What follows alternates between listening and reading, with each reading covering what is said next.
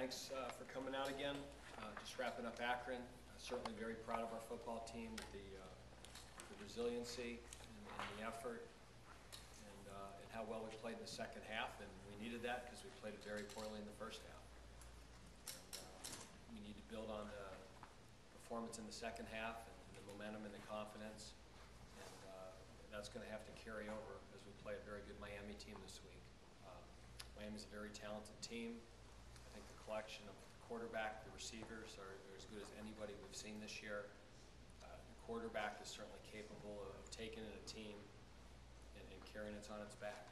He's an outstanding player. We knew that in '09 when he was a freshman, and he's gotten better every year. I certainly think the second year in Coach Treadwell's system, he looks a lot more comfortable, and I'm really impressed with their offensive skilled players. We've struggled defending Harwell every year. They have Scott, when Harwell was injured, Scott really stepped up and has become a big-time receiver for him. I think Andy Cruz is a really good player. He's tall, catches the ball extremely well, gets yards after the catch, and they're good at tailback and good at tight end. And I think they're much improved in the offensive line.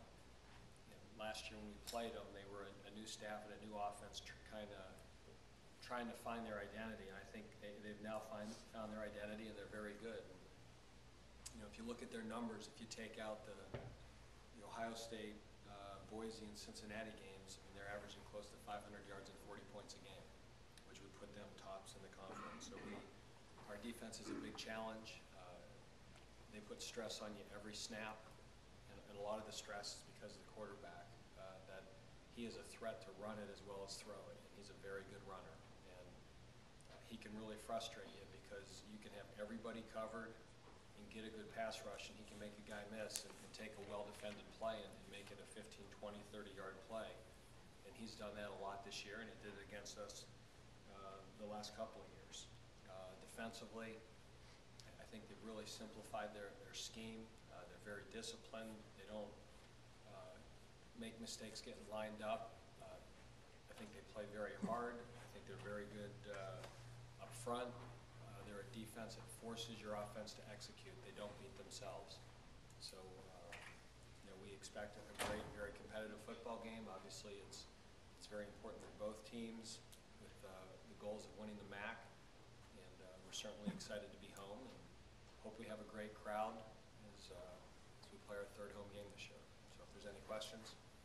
Coach, how would you emphasizing the beginning and the start of the game coming off of that rough start up in Akron?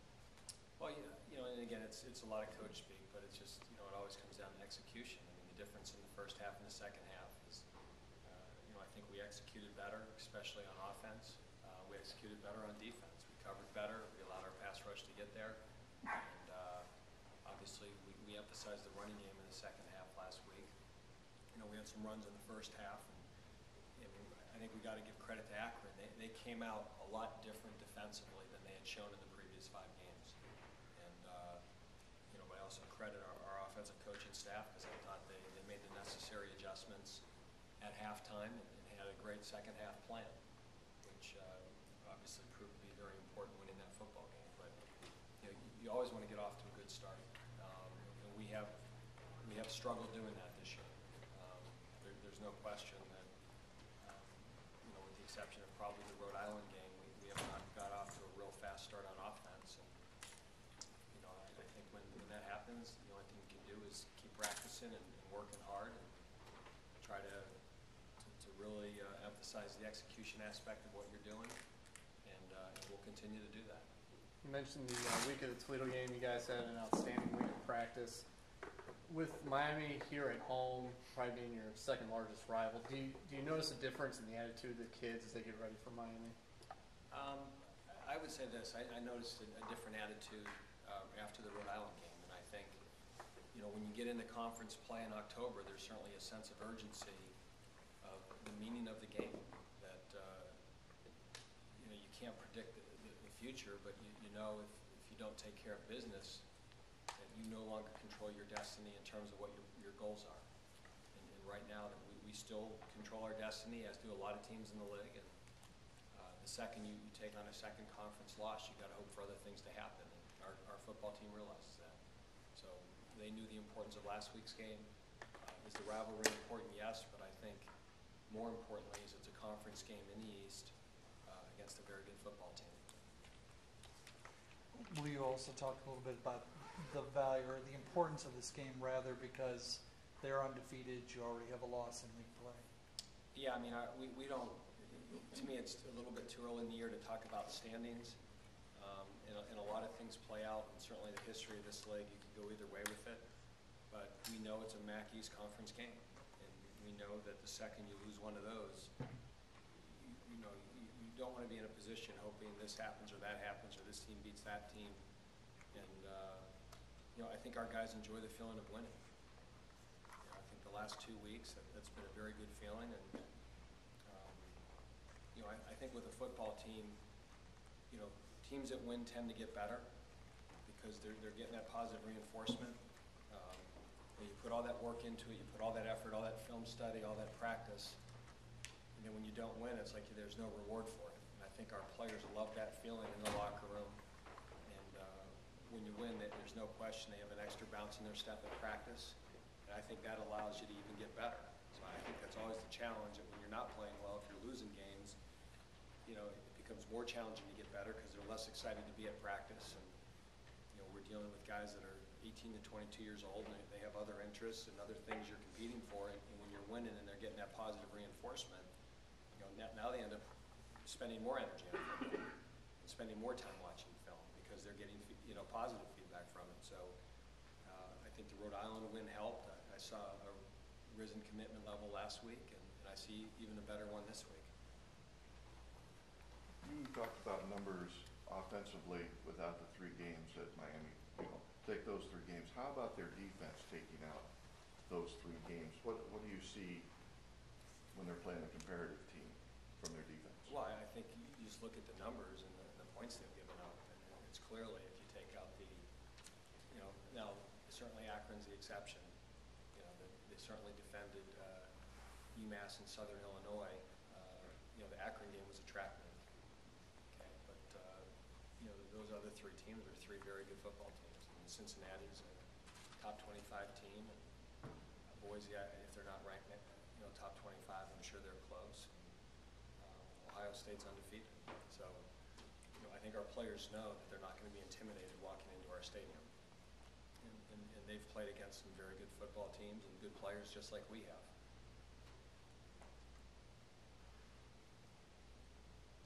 Will you talk a little bit, and I know we've talked about this in the past, the value of having Boo Boo for your returns. I mean, it can be high risk, but obviously it's high reward as well. I mean, he impacts field position, and you see people kicking away from him. And whenever they kick away from him, it almost guarantees it's good field position because they got to kick it short. And you brought it up after the game, Johnny. The unspoken really story of last week's game is, after you brought it up, I looked at it on the bus ride home. I mean, the first half, we started with the ball on the 2, the 3, and the 6-yard line. There's not a lot of points you're going to score when you've got to go 98, 97, and 94 yards. And in the second half, and a lot of that, I mean, just even the opening kickoff, we had decent field position there, and we scored. And we had 4 drives in the second half that started on their side of the, an Akron side of the ball. But I mean, Boo Boo's a weapon. We love having him back there on kickoffs. I think, in his career now, he scored a defensive touchdown. He scored a kick return touchdown. He has a punt return touchdown. So he keeps getting on me to put in the Wildcat for him. But so we'll do that his 5th year here. Will you talk also a little bit about his play on defense at a new position, and how would you? Well, I think it has helped our defense have him there. I think the one thing I've seen about Boo Boo is he's really matured as a football player. I think, like a lot of freshmen and second-year sophomores, I mean, he was running around and making plays, but at times his eyes weren't in the right place, his feet weren't in the right position, and it was a little bit of high risk, high reward too. I mean, he's at a position now that he's not going to have as many tackles, and part of that is because we're better up front. There's a lot less balls that are getting to him, but it's it's certainly a security blanket for us having him back there. The other thing that Boo Boo gives us the flexibility to do is play a lot more man coverage. He can cover people, he can defend slots, he can defend tight ends. And we have him playing both safety positions, so he's really matured as a football player. I think his preparation's better, I think his practice habits are better. I think he understands the defense, not just what his job is. And whenever a player can do that, they can always anticipate plays more. And again, I think the past 2 years, so many plays got to our safeties because we weren't as good up front. And to me, it's a good thing that not as many plays are getting to him, but there's certainly a lot of confidence if a play does get to him that he's going to make it.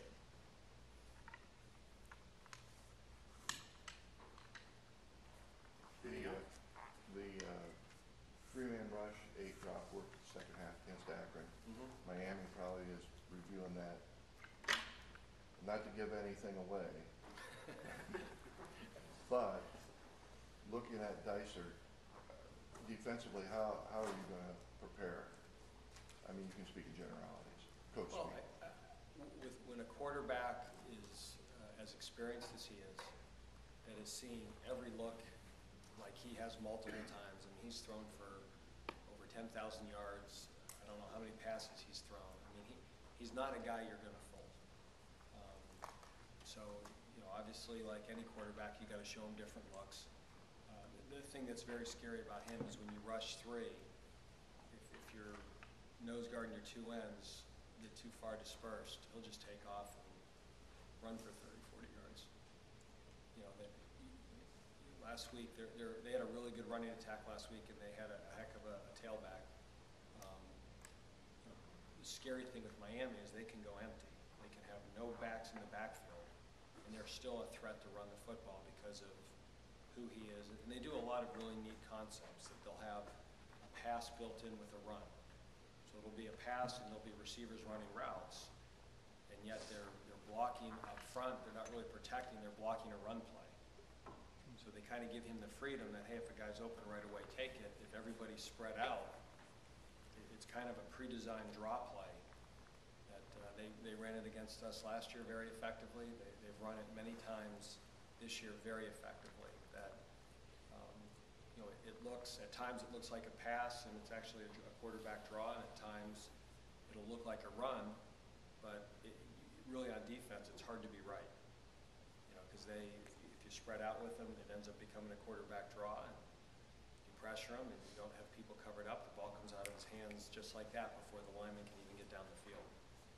And that's what makes them a very tough out. That makes them tough to get off the field. Again, I think the hard thing with Miami is you can defend a play really, really well, and because of his ability back in the pocket, his ability to escape, his ability to throw the football in the run, his ability to put the ball in tight spaces, a lot of plays that are well defended are still 15-yard gains for them.